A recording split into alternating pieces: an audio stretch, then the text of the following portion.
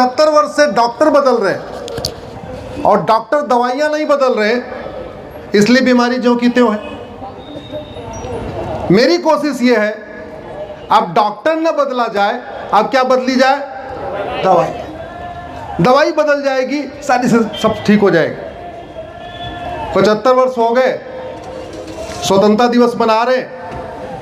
स्वतंत्रता का मतलब स्वतंत्र, स्वयं का तंत्र। कभी सोचा ही नहीं कि कौन सा तंत्र हमारा है। एजुकेशन सिस्टम गुलामी का, पुलिस सिस्टम गुलामी का, जुडिशल सिस्टम गुलामी का, टैक्स सिस्टम गुलामी का, बिजनेस सिस्टम गुलामी का, नाम गुलामी के, निशान गुलामी के, कुरीतियां गुलामी की, कुप्रथाएं गुलामी की, मानसिकता गुलामी की। हम तो सुप्रीम कोर्ट में रहते, आज भी हम लोग वहां बुर्का पहनते, आज भी मई जून के महीने में काला काला ऊपर से नीचे तक। आज तक समझ में नहीं आया, अगर वो काला वाला पूरा ऊपर से नीचे तक लबादा न पहने तो क्या हमारा दिमाग कम हो जाएगा, हमारी सोचने की क्षमता कम हो जाएगी? नहीं, वो अंग्रेज पहन रहे थे इसलिए हम भी पहनेंगे। मेरी कोशिश यही है, व्यवस्था बदले। जब मुगल चले गए तो मदरसा क्यों? अंग्रेज चले गए तो मॉन्टेसरी स्कूल क्यों? अंग्रेज चले गए तो मिशनरी स्कूल क्यों? और अगर मुगलों के जाने के बाद भी मदरसा चलेगा, मुगल अंग्रेजों के जाने के बाद भी मॉन्टेसरी चलेगा, मिशनरी स्कूल चलेगा, तो वैदिक गुरुकुल से एजुकेशन सिस्टम कब आएगा?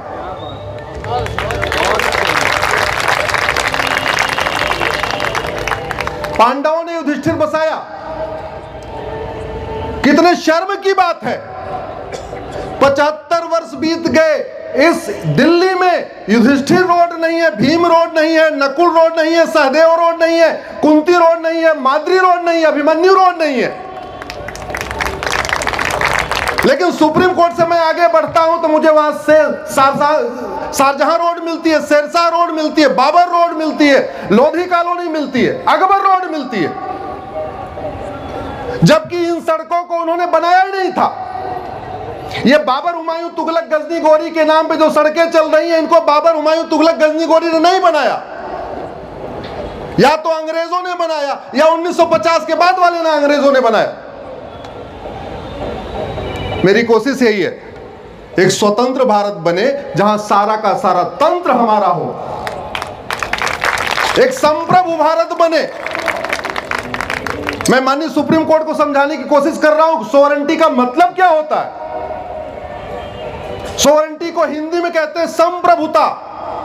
संप्रभुता का मतलब न जहां गुलामी का नाम हो, न जहां गुलामी का निशान हो, न जहां गुलामी की कुरीतियां हो, न जहां गुलामी की कुप्रथाएं हो।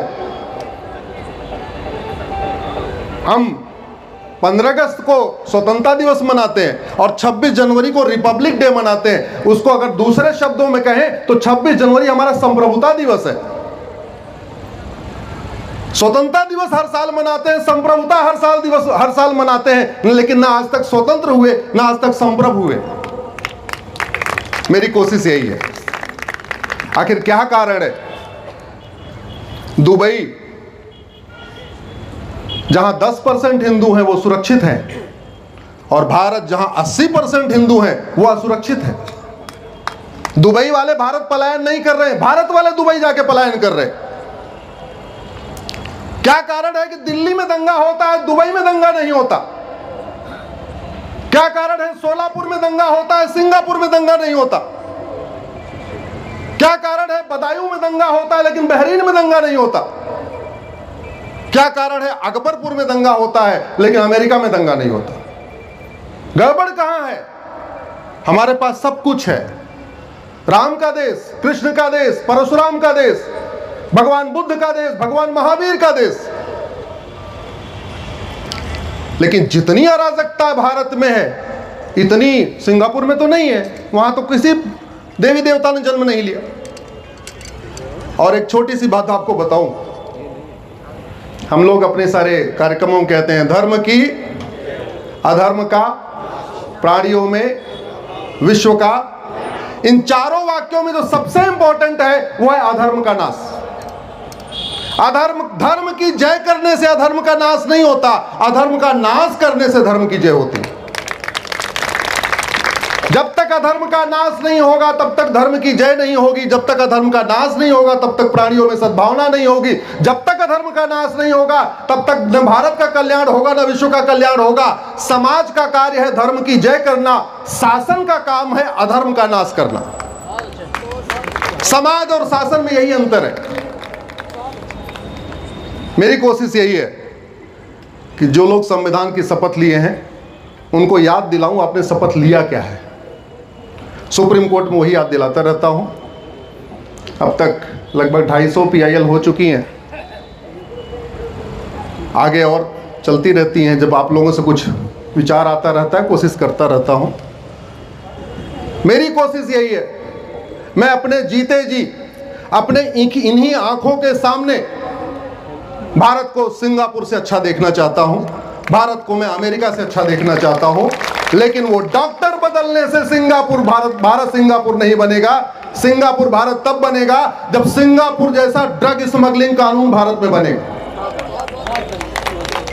हमारे यहां कुंटल, हमारी पूरी यंग जनरेशन बर्बाद हो रही है। लाखों माँ बाप नशेड़ी बच्चों से परेशान, लाखों बहन बेटियां नशेड़ी पतियों से परेशान, लाखों बच्चे नशेड़ी बाप से परेशान। कुंटल के कुंटल गांजा मिल रहा है, कुंटल का कुंटल नशा मिल रहा है। किसी को आज तक फांसी हुई क्या? किसी की नागरिकता खत्म हुई क्या? भगवान श्री राम ने कहा था भय बिन होय न प्रीत। भगवान कृष्ण ने कहा था सठे साठ्यम समाचरे। सवाल ये है, ये ड्रग कारोबार भारत में क्यों होता, सिंगापुर में क्यों नहीं होता? जानते क्यों नहीं होता? आप लोग गूगल करना, 1 किलोग्राम गांजा सिंगापुर फांसी, 3 शब्द डालना गूगल पे आपको नाम आ जाएगा। मात्र 1 किलोग्राम गांजा मिला था भाई सब सिंगापुर में, सीधे उठा के फांसी दे दिया। क्यों? क्योंकि वहां पे मानव का मानवाधिकार होता है, दानव का दानव का मानवाधिकार नहीं होता। हमारे देश में मानव का मानवाधिकार की चिंता नहीं है, दानव के मानवाधिकार की चिंता। यह दिक्कत आ रही है। गड़बड़ी कैसे हो रही है? न गुरुकुल में पढ़ा न मदरसे में पढ़ा, लेकिन कह रहे हैं गुरुकुल मदरसा एक समान है। न वेद पुराण पढ़ा न बाइबल कुरान का पढ़ा, कह रहे हैं वेद पुराण बाइबल कुरान एक समान है। गड़बड़ी ये हो रही है, कह रहे हैं आम भी पेड़ है, बबूल भी पेड़ है। आर्टिकल 14 कहता है equality before law, equal protection of law. जितना खाद पानी आम को दो उतना ही खाद पानी बबूल को दो। नतीजा क्या होगा? आम फल देगा और बबूल के कांटे और बड़े हो जाएंगे। और बाद में, ये तो नेचर का नियम है, आम और बबूल कभी एक साथ सर्वाइव ही नहीं करते। आम के पेड़ पे बगल में बबूल लगाइए, बबूल के बगल में आम लगाइए, अल्टीमेटली आम सूखेगा, बबूल बड़ा हो जाएगा। जब तक कुछ ऐसी चीजें हैं जो हमारे सुप्रीम कोर्ट से गड़बड़ियां हो रही हैं, उन्हीं बातों को आप लोगों के बीच में कहता हूं, वही बातें सुप्रीम कोर्ट में कहता हूं। जो आपके बीच में कह रहा हूं, यही बातें सुप्रीम कोर्ट में कह रहा हूं। एक मेरी PIL चल रही है धर्मांतरण की, उसको डिसमिस कराने के लिए भाई साहब 20 PIL आई हुई है, 20 पिटीशन आई हुई है। भूतपूर्व कानून मंत्री, भूतपूर्व वित्त मंत्री, भूतपूर्व गृह मंत्री, भूतपूर्व शिक्षा मंत्री सारे खड़े हैं, कह रहे नहीं धर्मांतरण, ये PIL डिसमिस करिए। मतलब फ्रीडम ऑफ रिलीजन के नाम पे उनको फ्रीडम ऑफ कन्वर्जन चाहिए। मेरी एक PIL चल रही है कि देश भर में SIR होना चाहिए, और बिहार में SIR हुआ। मैंने आंकड़े दिए थे कि 5 करोड़ फर्जी वोटर है। जब मैंने 5 करोड़ फर्जी वोटर के आंकड़े दिए तो ये कह के मेरा मजाक उड़ाया गया है हवा में बात कर रहे हैं। और बिहार में SIR हुआ, कितने फर्जी वोटर पाए गए? 65 लाख। अब तो मुझे लग रहा है 5 करोड़ नहीं, लगभग 8 करोड़ निकलेंगे जिस दिन पूरे देश में हो जाएगा। और उस मेरी PIL को डिसमिस कराने के लिए 12 PIL आई हुई, 12 और भी इंटरवेंशन आई हुई।